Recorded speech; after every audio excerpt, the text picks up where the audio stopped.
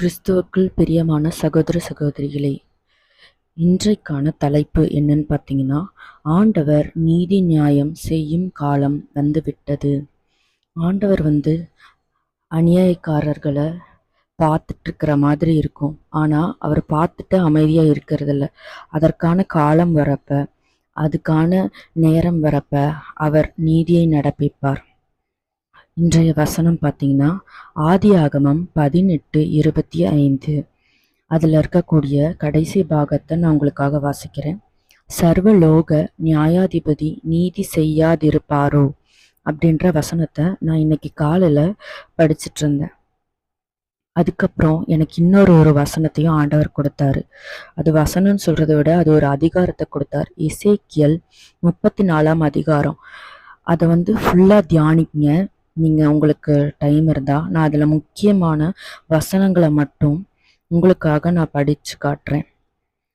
எசேக்கியல் 34ஆம் அதிகாரம் 16ஆம் வசனம்.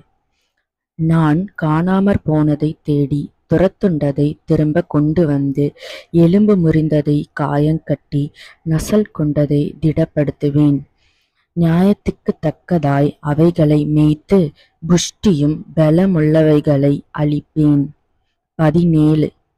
என் மந்தையே, கர்த்தராகிய ஆண்டவர் சொல்லுகிறது என்னவென்றால், இதோ வெள்ளாட்டுக்கும் ஆட்டுக்கடாக்களுக்கும் வெள்ளாட்டுக்கடாக்களுக்கும் நான் நியாயம் தீர்ப்பேன். 18. நீங்கள் நல்ல மேய்ச்சலை மேய்ந்து உங்கள் மேய்ச்சல்களில் மீதியானதை உங்கள் கால்களால் மிதிக்கலாமா? தெளிந்த தண்ணீரை குடித்து மீதியாயிருக்கிறதை உங்கள் கால்களால் குழப்பிவிடலாமா? 19. என் ஆடுகள் உங்கள் கால்களால் மிதிக்கப்பட்டதை மேயவும் உங்கள் கால்களால் குழப்பப்பட்டதை குடிக்கவும் வேண்டுமோ? 20. ஆகையால் கர்த்தராகிய ஆண்டவர் அவைகளை நோக்கி, இதோ நானே கொழுத்த ஆடுகளுக்கும் இளைத்த ஆடுகளுக்கும் நியாயம் தீர்ப்பேன். 21. நீங்கள் பலவீனமாயிருக்கிறவைகளை எல்லாம் புறம்பாக்கி சிதற பண்ணும்படி அவைகளை பக்கத்தினாலும் முன்னந்தொடையினாலும் தள்ளி உங்கள் கொம்புகளை கொண்டு முட்டுகிறபடியினாலே. 22. நான் என் ஆடுகளை இனி சூறையாகாதபடிக்கு ரட்சித்து ஆடுகளுக்கும் நியாயம் தீர்ப்பேன். 28. இனி அவர்கள் புறஜாதிகளுக்கு கொள்ளையாவதில்லை. பூமியின் மிருகங்கள் அவர்களை பட்சிப்பதுமில்லை. தத்தளிக்க பண்ணுவார் இல்லாமல் சுகமாய் தங்குவார்கள். 29. இனி புறஜாதிகள் செய்யும் அவமானத்தை சுமப்பதில்லை. 30. தங்கள் தேவனாகிய கர்த்தராயிருக்கிற நான் தங்களோடே இருக்கிறதையும் இஸ்ரவேல் வம்சத்தாராகிய தாங்கள் என் ஜனமாயிருக்கிறதையும் அவர்கள் அறிந்து கொள்வார்களென்று கர்த்தராகிய ஆண்டவர் சொல்லுகிறார். 31. என் மந்தையையும் என் மேய்ச்சலின் ஆடுகளுமாகிய நீங்கள் மனுஷர், நான் உங்கள் தேவன் என்று கர்த்தராகிய ஆண்டவர் உரைக்கிறார் என்று சொல் என்றார். இன்றைக்கு கூட பார்த்தீங்கன்னா, இந்த வசனத்துல முழுதா என்ன சொல்லியிருக்கு அப்படின்னு பார்த்தீங்கன்னா, நீதி நியாயம் அதை ஆண்டவர் செய்வார். ஒருத்தருக்கு இன்னொருத்தவங்க செய்கிற அநியாயத்தை பார்த்துட்டு சும்மா இருக்க மாட்டார். அவங்களோட புலம்பலை கேட்டிருக்கிறார், அவங்களோட மன கிளேசத்தை அறிந்திருக்கிறார். என்ன இந்த மாதிரி ஏமாத்திட்டாங்க, இந்த மாதிரி பண்ணிட்டாங்கன்னு நாம் விடுகிற பெருமூச்சையும் கூக்குரலையும் ஆண்டவர் கேட்டிருக்கிறார். இன்றைக்கு கூட இந்த வசனம் ஏன் வந்தது, இல்லை இதை ஏன் நான் தியானிக்கிறேன், ஏன் இதை உங்களுக்கு சொல்கிறேன் அப்படின்னு பார்த்தீங்கன்னா, நேற்று ஒரு காரியம் நடந்தது. அந்த காரியத்தில் பார்த்தீங்கன்னா, எனக்கு ஒரு ஃப்ரெண்டு ஃபோன் பண்ணியிருந்தாங்க. அவங்களும் கிறிஸ்தவர்கள் தான். அவங்க ஃபோன் பண்ணி அவங்க ரொம்ப அழுதுட்டாங்க. அது என்ன காரியம் அப்படின்னு பார்த்தீங்கன்னா, அவங்க ஒரு வீடு பார்த்துட்டு இருந்திருக்காங்க. அதாவது வீடு வாடகைக்காக. அப்படி இருக்கிறப்ப இவங்க கிறிஸ்தவங்க, அதனால சண்டே சண்டே சர்ச்சுக்கு போவாங்க. அப்படி சர்ச்சுக்கு போன இடத்துல அங்கேயே சர்ச்சுக்கு வந்த ஒரு நபர், அவங்களும் கிறிஸ்தவர்கள் தான். அவங்க வந்து இவங்கள பார்த்துட்டு என்ன சொல்லியிருக்காங்க, ஜென்ரலாக பேசுவோம் இல்லையா, அந்த மாதிரி பேசுகிறப்ப, அப்படியா வீடு பார்க்குறீங்களா, சரி எங்களுக்கும் தெரிஞ்ச இடத்துல எங்கள் வீட்டு பக்கத்துலேயே ஒரு வீடு காலியாக இருக்குது, நீங்கள் வேணால் வந்து பார்க்குறீங்களா, நாங்களும் வீடு காலி பண்ண தான் போகிறோம், நாங்கள் இருக்கிற வீடு வந்து ரொம்ப ராசியான வீடு அப்படிலாம் சொல்லியிருக்காங்க. அப்போ இவங்க சொல்லியிருக்காங்க, நீ கிறிஸ்தவராக இருந்து ராசி பற்றிலாம் பேசுகிறீங்க, இல்லை இல்லை நல்லா நாங்கள் அங்கே இருக்க வரைக்கும் நல்லா தான் இருக்கிறோன்னு, அப்புறம் ஏன் காலி பண்ணுறீங்கன்னு கேட்டிருக்கிறாங்க. இல்லை நாங்கள் தனியாக இருக்கிறோம், நாங்கள் இப்போ எங்கள் அப்பா அம்மாவோட ஒட்டுக்கா போக போகிறோம், அதனால வந்து இந்த வீட்டை காலி பண்ண வேண்டியதாக இருக்குது, எங்களுக்கு போக மனசே இல்லை அப்படிலாம் சொல்லியிருக்காங்க. சரின்னு சொல்லிட்டு இவங்க வீட்டுக்கு வந்துட்டாங்க. அந்த அன்னைக்கே, அந்த சண்டே அன்னைக்கு என்ன பண்ணியிருக்காங்கன்னா, ஈவினிங் ஃபோன் பண்ணுறாங்க. அவங்க ஃபோன் பண்ணி வீடு காலியாக இருக்குன்னு சொன்னால வந்து பார்க்குறீங்களான்னு சொல்லி கேட்குறாங்க. எந்த இடம்னோடனே இவங்க இருக்கிற வீட்டுக்கும் அதுக்கும் ரொம்ப தூரம், அதனால அவ்வளோ தூரத்துக்கு வர முடியாதுன்னு நினைக்கிறேன். சரி வீடு பார்க்கலன்னா கூட பரவாயில்ல, சும்மா எங்கள் வீட்டுக்கு வாங்க, வந்துட்டு சும்மா வந்து ஒரு காஃபி குடிச்சிட்டு போங்க, சும்மா பார்க்கலாம்ல அப்படி இப்படின்னு சொல்லி கூப்பிட்ருக்காங்க. சரின்னு சொல்லி இவங்களும் ஃபோனை வச்சுட்டாங்க. அப்போ திரும்ப திரும்ப கூப்பிட்ருக்காங்க. சரி இவ்வளோ தூரம் கூப்பிடுறாங்களே, நம்ம போகலாம் அப்படின்னு சொல்லி இவங்களும் என்ன பண்ணியிருக்காங்கன்னா, அவங்க வீட்டுக்கு போயிருக்காங்க. வீட்டுக்கு போன இடத்துல அங்கே பார்த்தீங்கன்னா அவங்க வீடெல்லாம் பார்த்துருக்காங்க. வீடு நல்லா பெருசாக நல்லா இருந்திருக்கு. சரி அப்படின்னா எப்போ காலி பண்ணுறீங்கன்னு கேட்ட உடனே அவங்க ஒரு குறிப்பிட்ட நாள் சொல்லியிருக்காங்க. அப்படியா, அதுக்கு முன்னாடியே எங்களுக்கு வந்து இந்த இடத்துல பார்த்துட்ருக்கோம், அதை விட அது வந்து மாடி வீடு, இவங்களுக்கு வந்து மாடி வீடு வேணாம், கீழ் வீடு தான் பார்த்துட்ருக்கோம் அப்படின்னு சொன்னோடனே அவங்க ரொம்ப கம்பல் பண்ணுறாங்க. நாங்கள் அவ்வளோதான், சீக்கிரம் காலி பண்ணிவிடுவோம், நீங்கள் இங்கேயே வந்துடுங்க, இங்கே எல்லாம் தண்ணி வசதி இருக்குது, எல்லாம் ஒரு தனிமையான இடம், அது பார்த்திங்கன்னா ஒரு ஊருக்குள்ளே காட்டுக்குள்ளே இந்த வீடு தான் இருக்கும், சுற்றி எந்த வீடு இருக்காது, கீழே ஓனர் இருக்காங்க, மேலே இவங்க வீடு, அந்த மாதிரி, அதனால எந்த பிரச்சனையும் இல்லை, தண்ணிக்கெல்லாம் எந்த பிரச்சனையும் இல்லை அப்படிலாம் சொல்லியிருக்காங்க. சரின்னு சொல்லிட்டு இவங்களும் வந்து சரி நம்மளும் போய்க்கலாம்ல அப்படின்னு யோசிச்சுட்டு இது பண்ணியிருக்கிறாங்க.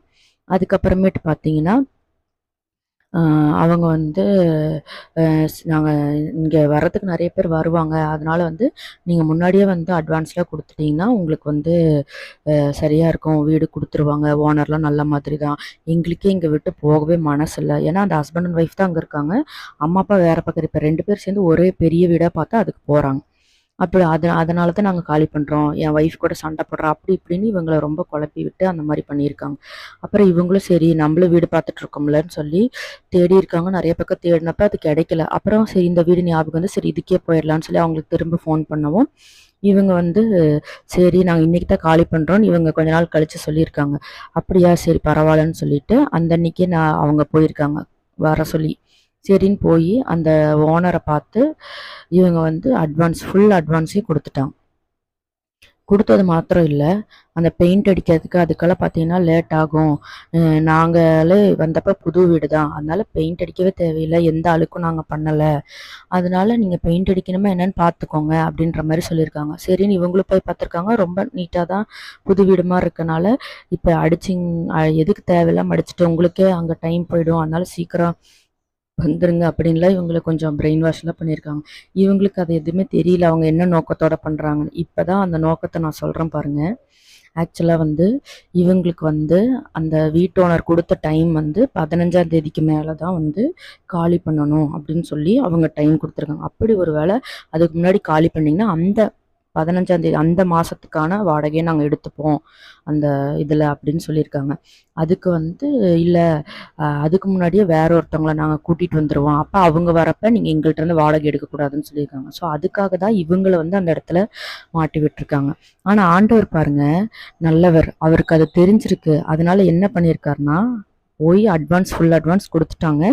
அடுத்த நாள் வந்து வீடு கழுவலான்னு போகிறாங்க. வீடு கழுவுற அந்த சமயம் பார்த்தீங்கன்னா இந்த பொண்ணு அம்மா அப்பா 3 பேரும், இந்த பொண்ணு வந்து அன்மேரிடு தான், அந்த அம்மாவும் பொண்ணு தான் போய் வீடு கழுவ போகிறாங்க. ஏன்னா அப்பாவுக்கு வந்து அந்த அன்னைக்கு வேலைக்கு போயிட்டார், அதனால் கழுவு போனப்போ அவங்க அங்கே தற்செயலாக அங்கே வந்து விழுந்துட்டாங்க. யாருன்னா அவங்க அம்மா விழுந்து கால் வந்து அவங்களுக்கு உடஞ்சிருச்சு. அந்த ரீசனால் அவங்க கொஞ்சம் எப்படி தக்கி முக்கி வந்து வீட்டுக்கு வந்துட்டாங்க. வந்ததுக்கு அப்புறமேட்டு தான் அவங்களால சுத்தமாக நடக்க முடியல அப்படின்னு தெரிய வருது. இதனால் அவங்களுக்கு ஃபோன் பண்ணி அடுத்த நாள் பால் காய்ச்ச முடியாது, பேசாமல் நாங்கள் அட்வான்ஸ் வாங்கிக்கிறோம், இப்போதைக்கு மாற்ற முடியாதாட்டிருக்கு, நாங்கள் இங்கேயே கேட்குறோம், கண்டினியூ பண்ணுறோம் அப்படின்னு அவங்க சொல்லியிருக்கிறாங்க. அதுக்கு வந்து அவங்க என்ன சொல்லியிருக்காங்க, என்ன திடீர்னு இப்படி சொல்றீங்க? அதாவது யாருன்னா, அந்த வீடு வாங்க அப்படின்னு சொன்னவங்க, ஓனர் கிடையாது அவங்க. இப்படிலாம் எனக்கு தெரிஞ்சு அந்த ஓனர் கொஞ்சம் காசு தரமாட்டாருன்னு நினைக்கிறேன் அப்படின்னு இவங்களே சொல்றாங்க. அப்படியா, என்ன இப்படி சொல்றீங்க? சரி அவங்க நம்பர் கொடுங்க, நாங்க பேசுறோம் அப்படின்னு சொல்றேன். இல்ல நான் பேசிட்டு சொல்றேன் அப்படின்னு இவங்க சொல்றாங்க. சரின்னு சொல்லிட்டு அவங்களும் பேசிட்டு சொல்றாங்க. இவங்கள தான் நம்பியிருக்காங்க. அப்புறம் என்ன சொல்றாங்கன்னா, அவர் வந்து காசு தரமாட்டேங்கிற மாதிரி சொல்றாரு அப்படின்னு சொல்லியிருக்காங்க. அதுக்கப்புறமேட்டு சரி இல்ல நம்பர் கொடுங்க நாங்களே பேசுறோம்னு பேசினதுக்கப்புறம் அவர் என்ன சொல்றாருன்னா, இந்த 1 மாசம் வாடகை எடுத்துப்போன்னு. என்னன்னா, முன்னாடியே இவங்கள்ட்ட சொல்லியிருக்காங்க 15ஆம் தேதிக்கு முன்னாடி காலி பண்ணா உங்களோட வாடகை எடுத்துப்போன்னு. ஆனா இவங்க என்ன பண்ணியிருக்காங்க, இவங்கள கொண்டு போய் அங்க விட்டுட்டு அந்த அட்வான்ஸ் பணம் வாங்கினதுல அவங்க தான் வந்துட்டாங்கல்ல, அதனால எங்கள்ட்ட இருந்து வாடகை எடுக்காதீங்கன்னு சொல்லி முழு பணத்தையும் அந்த அட்வான்ஸ் எவ்வளோ அவங்களுக்கு கொடுக்க வேண்டியமோ பிடிக்கிறதெல்லாம் பிடிச்சிட்டு முழு இதையும் அவங்க வாங்கிட்டு போயிட்டாங்க. இப்போ இந்த ஓனர்கிட்ட கேட்குறப்ப இவருக்கு அந்த வாடகை பணம் ஷார்ட்டேஜ் ஆகிறதுனால வாடகை பணம் இல்லாமல் மிச்ச பணத்தை கொடுத்துருவாங்க. அந்த வாடகை பணத்தை அந்த நபர்கிட்ட தானே இதாக கொடுத்துட்டாங்க, அவங்கள்ட்ட இருந்து வாங்கிக்கோங்க அப்படின்னு சொல்கிறார். நான் சொல்கிறேன், நாங்கள் எப்படி அவங்கள்ட்ட டைரக்ட் வாங்குறது, நீங்கள் தானே கொடுக்கணும் அப்படின்னு. உடனே அவர்கிட்ட பேசினா அந்த எங்களை வீடு பார்க்கறதுக்கு கூட்டிட்டு போனவர்கிட்ட பேசினா அவர் திடீர்னு பார்த்தா பயங்கரமா கத்த ஆரம்பிக்கிறாரு. அப்பதான் யோசிச்சேன், என்ன நாங்க இன்னும் வீடு குடியே வரல, சொல்லப்போனா வீடு வந்து நாங்க தான் சுத்தம் பண்ணி இது பண்றோம், வீடு குடியும் வரல, பாலும் காய்ச்சல, அதுக்குள்ள அந்த அம்மாக்கு அந்த மாதிரி அடிபட்டனால இப்படி ஆயிடுச்சு அப்படின்னு சொல்லி அவங்க சொல்றாங்க. ஆனா அதுக்கு அவர் என்ன சொல்றாருன்னா, அதெல்லாம் தெரியுது, நீங்க தான் வரேன்னு சொன்னீங்க, இப்ப நீங்க தான் வரலன்னு சொல்றீங்க. இல்ல இந்த மாதிரி அடிபட்டனாலதானா, அடிபட்டுச்சுன்னா இப்ப நீங்க வீடுக்கு வந்துட்டீங்க, வந்ததுக்கு அப்புறம் அடிபட்டு இருந்தா நீங்க வீடு காலி பண்ணி போயிருப்பீங்களா? அங்கேயே தானே இருந்திருப்பீங்க. அதனால இப்பவும் வாங்க. அதாவது அடிபட்டு நடக்கவே முடியாத ஒரு ஆளு எப்படி மாடி ஏறி மற்ற திங்ஸ் எல்லாம் எடுத்துட்டு எப்படி வருவாங்க? ஒரு மனசாட்சி, ஒரு புறஜாதி மக்களை விட மோசமா இப்படி பேசியிருக்காங்க. அதுக்கப்புறம் பார்த்தீங்கன்னா, அந்த வாடகை பணத்த அவரு குடுக்கவே இல்ல. ஓனர் வந்து அந்த குறிப்பிட்ட பணத்த குடுத்துட்டு, அந்த வாடகை பணத்த வந்து அவங்கள்ட்ட வாங்கிக்கோன்னு சொல்லியிருக்காங்க. அவங்கள்ட்ட கேட்டதுக்கு, "நாங்க குடுக்க முடியாது. நீங்க தான் வரேன்னு சொன்னீங்க. இப்ப வரல. எங்களுக்கு தெரியாது. ஆனா ஓனர் முன்னாடியே ஒரு ஆள நீங்க வச்சுட்டு தான் போகணும்னு சொல்லியிருக்காரு." அப்படின்றதெல்லாம் தெரியல. ஆனா ஆண்டவர் பாருங்க, இந்த மாதிரி அவங்க ஒரு திருடங்களா தான் இருப்பாங்க. இப்ப இவங்க ஒரு வேளை அங்க குடி போயிருந்து சுத்தி வீடு இல்ல. கீழ் வீடு ஓனரு, மாடி இவங்க. அப்ப ஒருவேளை அவங்க குடி போயிருந்தா, சம்பந்தமே இல்லாம ஆண்டவர் இப்படி இது உடைச்சிட்டாரு, இந்த மாதிரி ப்ராப்ளம் ஆயிடுச்சு அப்படின்னு அவங்க நினைச்சா கூட, நேத்து அப்படி சொல்லிதான் பயங்கரமா அழுதாங்க.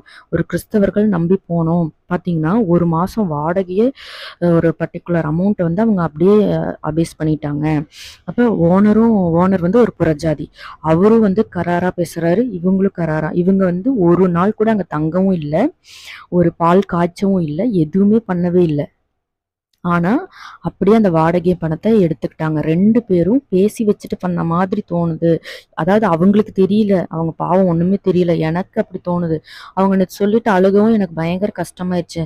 ஆண்டவர் ஏன் எங்களை இப்படி சோதிக்கிறாரு, நாங்களும் வீடு பார்க்குறோன்னு இது பண்ணிட்டு இருக்கோம், நாங்களும் வந்து டெய்லி வேலைக்கு போய் ஒரு 10 நாள் 20 நாள் சம்பளம், அது அந்த வாடகை அவங்க சொல்றாங்க, ஒரு 10 நாள் சம்பளம், அது நான் கால் கடுக்க நின்று வேலை செஞ்சு தான் அந்த சம்பளம், நான் வந்து யாரும் ஏமாத்தலை, இந்த இந்த பணம் எப்படி இந்த மாதிரி போயிடுச்சு அப்படின்னு சொல்லி அவங்க பயங்கரமா என்ன சொல்றது, அவங்க அழுகுறாங்க.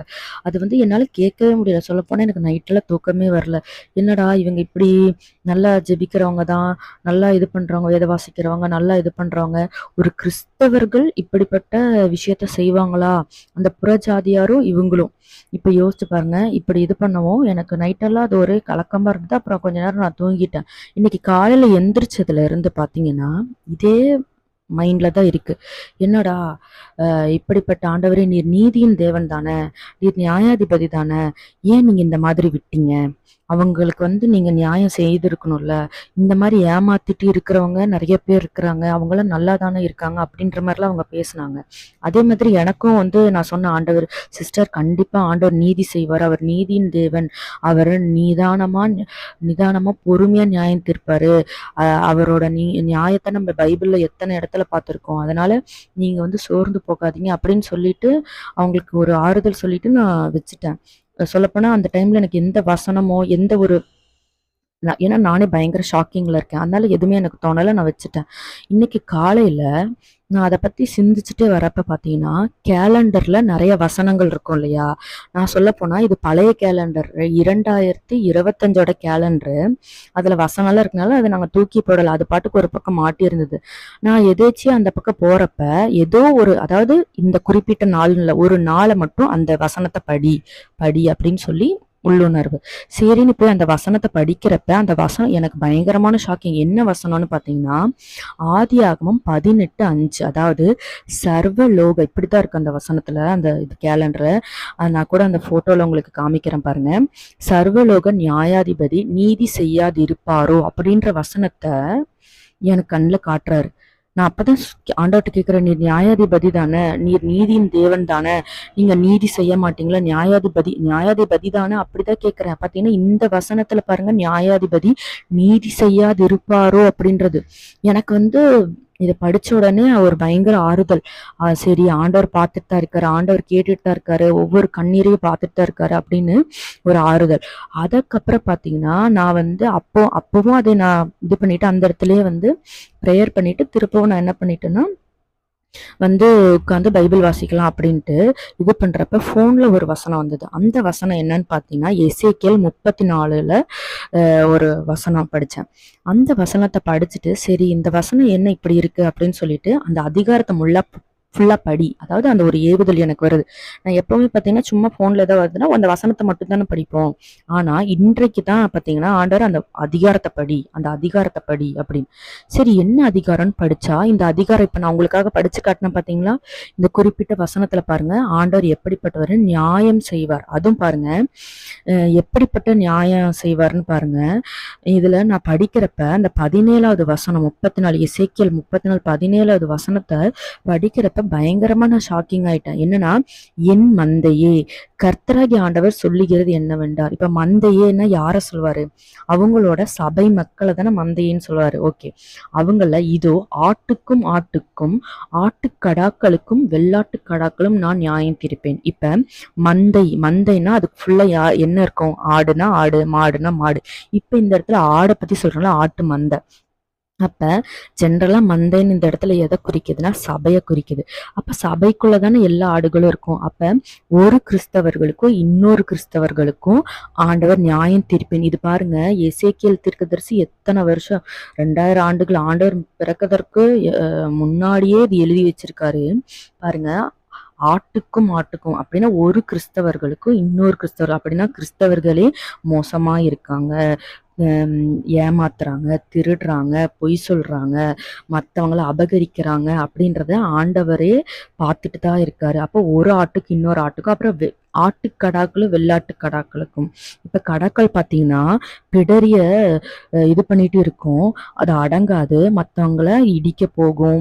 அது பாத்தீங்கன்னா அதை மற்ற ஆடுகளெல்லாம் அப்படியே விட்டுருவாங்க. அந்த கடா ஆடை மட்டும் பாத்தீங்கன்னா கட்டி போட்டிருப்பாங்க, இல்லைன்னா யாரையாச்சும் முட்டிடும், இல்லைன்னா அந்த மாதிரி. அது மாதிரி அவங்க அந்த லேடி என்னோட ஃப்ரெண்டு சொல்றப்ப அவங்க ஃபர்ஸ்ட் அப்படியே சாஃப்டா பேசிட்டு இருந்தாங்க. என்ன, நாங்க வரவேல இவங்க அப்படி சொல்றாங்க, உங்கள்கிட்ட முன்னாடியே இப்படி சொன்னாங்களாமா அப்படின்னு சொன்னது உடனே அவங்களோட ரியாக்ஷனே மாறி பயங்கரமா கத்த ஆரம்பிச்சுட்டு மோசமா பேச ஆரம்பிச்சாங்கன்னு சொன்னாங்க. அத பாருங்க, ஆடு மாதிரி சாதுவா இருந்தவங்க அப்படியே கடா மாதிரி மாறி முட்ட ஆரம்பிச்சிட்டாங்க. அப்ப அததான் ஆண்டவர் இதுல என்ன சொல்ற, நான் என்ன பண்ணுவேன், நியாயம் தீர்ப்பேன். ஆண்டவரோட நியாயம் இங்க பாருங்க, உலகத்துல இருக்கிற நியாயம்ல என்ன பண்ணுவாங்க, யாராவது தப்பு செஞ்சாங்கன்னா இது உனக்கு இந்த தண்டனை, இவ்வளவு கட்டு. இப்ப கோர்ட்டு கேஸ் அப்படின்ல போனோம்னா நீ இவ்வளவு அபராதம் கட்டணும், நீ இவ்வளவு நாள் இருக்கணும், அவ்வளவுதான். அதாவது அது குறிப்பிட்ட டைமு, அவ்வளவுதான், முடிஞ்சிரும். அதுக்கப்புறம் ஆனா ஆண்டவர் என்ன பண்ணுவார்னா, தலைமுறைக்கு என்ன பண்ணுவார், அவரு விசாரிப்பாராம், நியாயம் தீர்ப்பாருன்னு சொல்றாங்க. அடுத்தது இதுல பாருங்க 18வது வசனத்தை, நீங்கள் நல்ல மேய்ச்சலை மேய்த்து உங்கள் மேய்ச்சலில் மீதியானதை உங்கள் கால்களால் மிதிக்கலாமா. பாத்தீங்களா, அவங்க நல்லதை சாப்பிட்டு மிச்சம் இருக்கிறது இல்லாதவங்களுக்கு கொடுக்கறது இல்லை. இதை நான் நிறைய வாட்டி நாங்க போற ஒரு சர்ச்சு, அந்த சர்ச்சிலையும் சில விஷயங்கள் மனமடிவாகிற மாதிரிலாம் நடக்குது. நான் ஆண்டவர்கிட்ட சொல்லிட்டு நாங்க பொறுமையா இருக்கோம். அதாவது என்னன்னா, ரோட்லயோ இந்த மாதிரி இருக்கவங்களுக்கு மிச்சமாகறத கொடுக்க மாட்டாங்க. நான் அதான் ஒரு சபையில இப்படி பண்றாங்களேன்னு நான் ஒரு வாட்டி கூட சொல்லி பார்த்தேன். அதுக்கு அவங்களும் இதே மாதிரி தான் ஆட்டுக்கடா மாதிரி முட்டுற மாதிரி வந்தாங்க. அதுக்கப்புறம் நான் எதையும் சொல்றதில்ல. எதுவுமே நாங்க இது பண்றதில்ல. என்னன்னா மிச்சமாகும் இல்லைங்களா? இப்ப ஏதாவது ஒரு சாப்பாடு போடுறாங்க அந்த மாதிரிலாம். அதை ரோட்லலாம் இருப்பாங்களா அவங்களுக்கு குடுக்கலாமான்னு கேட்டதுக்கு, நாங்க காசு போட்டு வாங்குறோம் அப்படின்னு என்ன பண்றாங்கன்னா, பேக் பண்ணி அவங்கவங்க வீட்டுக்கு எல்லாம் எடுத்துட்டு போறாங்க. நான் அது தப்புன்னு சொல்லல. ஆனா முன்னாடில வாசல்ல ஒரு 10 பேர் உட்கார்ந்துருப்பாங்க. அந்த 10 பேத்துக்கு குடுத்துட்டு அப்பவும் மிச்சமானா நம்ம என்ன பண்ணலாம்? எடுத்துட்டு போலாம். அந்த 10 பேத்துக்கு குடுக்க மாட்டேன்றாங்க. அத பார்த்துட்டு நான் அப்படி நெனச்சேன். என்னது நாம தான் ரொம்ப நீதிமானா இப்படிலாம் யோசிக்கிறோமோ? இல்ல இது தவறோ? நம்ம இப்படி நெனைக்கிறது. ஆனா மத்தவங்களுக்கு குடுக்கறது தான் நல்லது. அதுவும் இல்லாதவங்களுக்கு அப்படின்னு நான் நெனச்சேன். அதுல பாருங்க, மேய்ச்சல்கள் மீதியானது உங்கள் கால்களால் மிதிக்கலாமா? அப்படின்னா ஒருவேளை அவங்க சாப்பிட்டுருவாங்களோன்னா, அத காலால் மிதிக்கிறது. தெளிந்த தண்ணீரை குடித்து மீதியா இருக்கிறதை உங்கள் கால்களால் குழப்பி விடலாமா? அதாவது நாம குடிச்சிட்டோம். மத்தவங்க குடிக்கக்கூடாது. மத்தவங்க ஏதாவது பண்ணிடுவாங்களோ? அவங்களுக்கு அது கிடைக்கக்கூடாதுன்னு அது என்ன பண்றது? குடிக்க விடாதபடிக்கு அத குழப்பி விடுறது. அப்படின்னு சொல்றாங்க. அப்புறம் பாருங்க, என் ஆடுகள் 19 என் ஆடுகள் உங்கள் கால்கள் மிதிக்கப்பட்டதை மேயும் உங்கள் கால்கள் குழப்பப்பட்டதை குடிக்கவும் வேண்டுமா? பாத்தீங்கன்னா, நாம நம்மளுக்கு நல்லதை எடுத்துட்டு மத்தவங்களுக்கு நல்லது அல்லாததை கொடுக்கறது. இது ஆண்டவருக்கு அருவருப்பா இருக்கு. ஆண்டவர் தன்னோட ஆடுகளுக்காக வைராக்கியம் கொள்றார். அப்ப வைராக்கியம் கொள்றவர் என்ன பண்ண போறாருன்னு பாருங்களேன். நியாயம் தீர்ப்பார். 20வது வசனத்தை பாருங்க. ஆகையால் இதெல்லாம் நடக்கறனால அதனால நான் என்ன பண்ண போறேன்? கர்த்தராகிய ஆண்டவர் அவைகளை நோக்கி, எவைகளைன்னு பாருங்க, அந்த கொழுத்த ஆடுகள், இதோ நானே என்ன பண்ண போறேன்? கொடுத்த ஆடுகளுக்கும் இளைத்த ஆடுகளுக்கும் நியாயம் தீர்ப்பேன். பாருங்க, ஒரே மந்தை தான். ஆனா சில ஆடுகள் கொழுத்திருக்கு, சில ஆடுகள் எப்படி இருக்கு? இளைச்சிருக்கு. ஏன் அந்த ஆடுகள் இளைத்திருக்குன்னா, அந்த கொழுத்த ஆடுகள் அதுங்க சாப்பிட்டுட்டு இளைத்த ஆடுகளுக்கு எதுவுமே தரதில்ல. அதை எட்டி வதைக்கிறது, அதை தள்ளி விடுறது. பாருங்க, அடுத்த வசனத்துல அது வரும். நீங்க என்ன பண்றீங்க? நீங்கள் 21வது வசனத்துல, நீங்கள் பலவீனமாய் இருக்கிறவைகளை எல்லாம் புறம்பாக்கி சிதற பண்ணும்படி அவைகளை பக்கத்தினாலும் முன்னன் தொடையினாலும் தள்ளி உங்கள் கொம்புகளை கொண்டு முட்டுகிறபடினாலே. பாத்தீங்கன்னா, யார் வீக்கா இருக்காங்களோ, யார் பலவீனமா இருக்காங்களோ, யார் முடியாம இருக்காங்களோ அவங்கள என்ன பண்றதுன்னா கார்னர் பண்றது. ஸோ நான் இந்த சிஸ்டர் அவங்கள்ட்ட கேட்டேன், நீங்களும் பேசியிருக்கலாம்ல, நீங்க கேட்டிருக்கலாம்ல, நீங்க கொஞ்சம் சண்டை போட வேணாம், இல்லைனாலும் இது நியாயமா அநியாயம் தானேன்னு கேட்டிருக்கலாம்ல அப்படின்னா. அப்ப நாம பைபிள் படிக்கிறோம்ல, நாம அப்படி 2 கிறிஸ்தவர்களும் அந்த புறஜாதியார் முன்னாடி சண்டை போட்டா நல்லாவா இருக்கும் அப்படின்ற ஒரு கேள்வி கேட்டாங்க. அந்த புறஜாதியார்னு அவங்க யார சொல்றாங்கன்னா, அந்த ஓனரை. ஏன்னா அவரும் அந்த லைன்ல இருக்காரு. அப்ப பேசுனா இப்ப இந்த ஒரு பர்டிகுலர் அமௌண்ட்டை வச்சு அவங்க எவ்வளவு நாள் வாழ்ந்துட போறாங்க. அவங்க சொன்னது எனக்கு ரியலாவே ஷாக்கிங்கா இருந்தது. அந்த அமௌண்ட் வச்சு எத்தனை நாள் அவங்க வாழ்ந்துட போறாங்க, இல்ல எத்தனை நாள் அவங்க சாப்பிட போறாங்க. அப்ப அந்த அமௌண்ட்டை நான் இழந்தனால என்னோட ஆத்துமா, என்னோட வாயை நான் காத்து கொண்டனால ஆண்டவர் எனக்கு இரக்கம் செய்வார்ல, ஆண்டவர் ஆண்டவரோட நாம தூஷிக்கப்படாம இருக்குல்ல அப்படின்னு சொன்னார். அப்பதான் யோசிச்சேன், எத்தனையோ பேரை நான் பார்த்திருக்கேன். ஆனா ஆண்டவர் நாம தூஷிக்கப்பட்டுருமே அப்படின்னு சொல்லி தன்னோட காசை இழக்குறாங்க.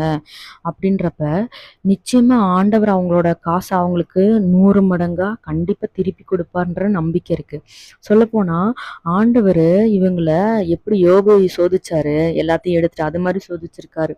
இந்த காலத்துல இந்த மாதிரி இருக்காங்க அப்படின்னு அவங்க வேதனைப்படுறாங்க, அதற்காக அழுகுறாங்க. ஆனா அவங்க கிட்ட கத்தவோ, அவங்கள தவறாகவோ, அவங்கள அவங்கள மோசமாவோ எதுவுமே அவங்க பேசல. சரி வச்சுக்கோங்க அப்படின்னு சொல்லிட்டு போனை வச்சுட்டாங்களாமா. ஆனா அந்த சொல்லிட்டாங்க. ஆனா அந்த ஆதனை தாங்க முடியாம யார்கிட்ட சொல்லணும்னு தெரியாம அவங்க எனக்கு க்ளோஸ் ஃப்ரெண்டுனால எனக்கு ஃபோன் பண்ணி ஒரே பயங்கரமா அழுதாங்க. அந்த அவங்க நல்லா பேசியிருக்காங்க. ஆனா இப்படி அழுத உடனே எனக்கு பயங்கர மன கஷ்டமாயிடுச்சு. என்னடா இப்படி அழுதுட்டாங்களே, ஆண்டவர் நிச்சயமா நியாயம் தீர்ப்பாருன்னு நான் சொல்லிட்டேன். இருந்தாலும் இவங்க சொல்லிட்டு போகாம இருந்தாங்க. அதனால இவங்க மேல தப்போ இல்ல என்ன அப்படின்னு நான் எனக்கு ஒரே குழப்பமாவே இருந்தது. 3 பேர்ல யாரு அப்படின்னு. அப்ப இன்னைக்கு காலையில ஆண்டவர் எப்படிப்பட்ட வசனத்தை கொடுத்திருக்காரு பாருங்க. நான் இதை ஃபர்ஸ்ட் அவங்களுக்கு ஃபோன் பண்ணி சொல்லணும்னு இருந்தேன். ஆனா அவங்க ஒருவேளை வேலைக்கு போயிருப்பாங்க. ஈவினிங் அவங்கள்ட்ட பேசணும். அதுக்கு முன்னாடி எத்தனையோ பேரு, அவங்க மட்டும் இல்ல, இது மாதிரி எத்தனையோ பேர் கிறிஸ்தவர்களாலேயே கிறிஸ்தவர்கள் தாக்கப்படுறாங்க. கிறிஸ்தவர்களாலேயே கிறிஸ்தவர்கள் ஏமாற்றப்படுறாங்க. சொந்த மந்தையே இன்னொரு நசல் கொண்டது அந்த மாதிரி இருக்கக்கூடிய ஆடுகளை பட்சிக்குது, அவங்க ஓனாயா மாறிடுறாங்க அப்படின்றத ஆண்டவர் இன்னைக்கு உணர்த்தினார். இதை நீ நிச்சயமா சொல்லணும், இதை நீ சொல்லணும் அப்படின்னு ஆண்டவர் எனக்கு உணர்த்தினதுனால நான் இதை உங்க எல்லாத்துக்கும் சொல்றேன். இதை கேட்டுட்டு இருக்க நீங்க கூட எத்தனையோ பேத்துனால ஏமாற்றப்பட்டிருக்கலாம். உங்களோட பணத்து மூலியமாவோ இல்லைன்னா உங்களோட ஏதாவது ஒரு பொருள்ல ஏமாற்றப்பட்டிருக்கலாம். அப்படி இல்லைன்னா ஒருத்தரை நம்பி உதவி செய்யறேன்னு சொல்லி உதவி செய்யாம கூட ஏமாற்றப்பட்டு இருக்கலாம். அப்படி இல்லைன்னா நீங்க கிறிஸ்தவர்களா இருந்து கிறிஸ்தவர்களாலே ஏமாற்றப்பட்டிருக்கலாம். இல்லைன்னா ஒரு பாஸ்டரால ஏமாற்றப்பட்டு இருக்கலாம். ஸோ மற்ற புறஜாதியர் ஏமாற்றுறாங்க அப்படின்றப்ப சரி அவங்க அநியாயக்காரங்க, ஆண்டவரை பத்தி அறியாதவங்க அப்படி செய்யறாங்க அப்படின்றது ஒரு மனசு தேர்த்திக்கலாம். ஆனா ஆண்டவரை பத்தி அறிஞ்சவங்க, நல்ல ப்ரேயர் பண்றவங்க, நல்ல பாட்டு பாடுறவங்க, ஆண்டவர் எனக்கு அதை செஞ்சார் இதை செஞ்சாருன்னு சொல்றவங்க இப்படிப்பட்ட காரியத்துல ஈடுபடுறப்ப இது உண்மையா கிறிஸ்தவர்களா இருக்கவங்களுக்கு கிறிஸ்துவ மேலேயே இருக்கக்கூடிய நம்பிக்கை என்ன ஆகுதுன்னா அற்று போகுது. இதை தான் சாத்தான் விரும்புறான். சரி, நீ ஆண்டவர் ஆண்டவர்னு போன, கிறிஸ்தவர்கள்னு சொன்ன பாரு, அந்த கிறிஸ்தவர்கள் எப்படி இருக்காங்க பாரு அப்படின்னு காட்டி ஆண்டவரை விட்டு வழி விலக செய்யறதுக்காக இது.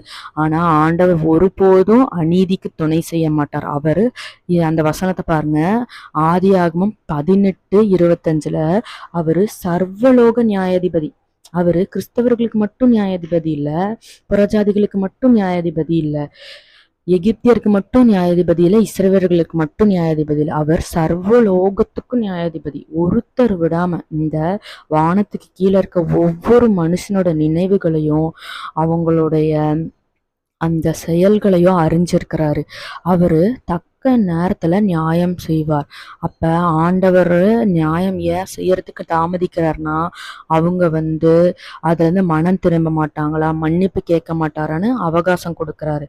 அவகாசத்தை அவங்க தள்ளிவிடுற பட்சத்துல ஆண்டவர் நியாயம் வந்துடும். ஆண்டவரோட அடிக்க போறாரு அப்படின்னா அவரோட கையை யார் தடுக்க முடியும் சொல்லுங்க பார்க்கலாம். அதனால இதை கூட கேட்டுட்டு இருக்க நீங்க ஒவ்வொரு சகோதர சகோதரிகளுக்காக நான் சொல்றேன். நான் ரொம்ப மன கிளேசத்துல ரொம்ப அது கஷ்டமா இருந்தது. ஒருவேளை எனக்கு நடக்காம இருக்கலாம், அவங்களுக்கு அது நடந்திருக்கு அப்படின்னா கூட அது ரொம்பவே மன வேதனையா இருக்கு. வேற யாரா செஞ்சிருக்காங்க அப்படின்ற மனவேதனை இருக்கு. அது ஒரு கிறிஸ்தவர்களே இப்படி நம்புற மாதிரி நம்பி பேசி ஏமாத்தி இந்த மாதிரி அங்க கூட்டிட்டு போய் இந்த மாதிரி அவங்கள ஏமாத்திருக்காங்க அப்படின்றப்ப யோசிச்சு பாருங்க. இதெல்லாம் ஆல்ரெடி ப்ரீ பிளான்டு, அதாவது தற்செயலாம் நடக்கல, எல்லாமே ப்ரீ பிளான்.